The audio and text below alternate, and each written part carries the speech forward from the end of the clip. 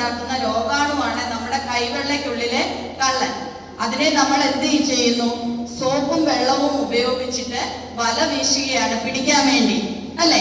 അപ്പൊ നിങ്ങൾ വിഷ്വലൈസ് ചെയ്യുക. സോപ്പും വെള്ളവും ഉപയോഗിച്ച് നമ്മൾ ഈ രോഗാണു എന്ന കള്ളനെ പിടിക്കാൻ തുടങ്ങുകയാണ്.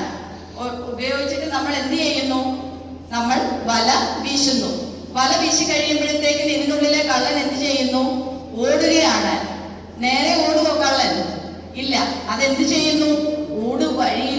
ഇടവഴിയിലൂടെ അല്ലെ? ഇടവഴിയിലൂടെ ഇങ്ങനെ ഓടുകയാണ്.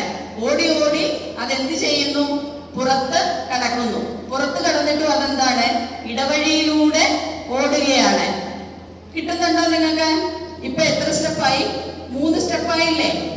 ആദ്യം അത് ഓടുകയാണ്, പിന്നെ അത് രണ്ടാമത് ഇടവഴിയിലൂടെ ഓടുന്നു, പിന്നെ അത് വെളിയിൽ വന്നിട്ട് വീണ്ടും ഇടവഴിയിലൂടെ ഓടുകയാണ്, അല്ലേ? 3 സ്റ്റെപ്പ് കിട്ടിയില്ലേ? അപ്പൊ പോലീസ് എന്ത് ചെയ്യുന്നു? കൂടെ ഓടുന്നു. കൂടെ ഓടി എന്ത് ചെയ്യുന്നു? ഈ കള്ളനെ പിടിക്കുന്നു. രോഗാണു എന്ന കള്ളനെ പിടിക്കുകയാണ്. ഇപ്പൊ എത്രയായി?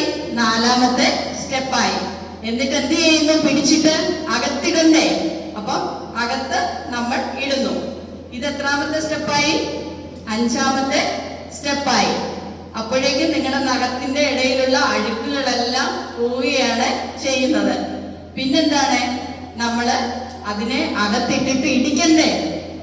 നമ്മുടെ ഈ സൈഡിലുള്ള അഴുക്കുകളെല്ലാം പോവും. അതിനെ നമ്മൾ എന്ത് ചെയ്യുന്നു? ഇടിക്കുന്നു. മനസ്സിലാവുന്നുണ്ടോ? ഇടിച്ച് നമ്മള് അതിനെ വെളിയില് കളയുന്നു. ഇപ്പൊ മനസ്സിലാവുന്നുണ്ടോ? കിട്ടിയോ?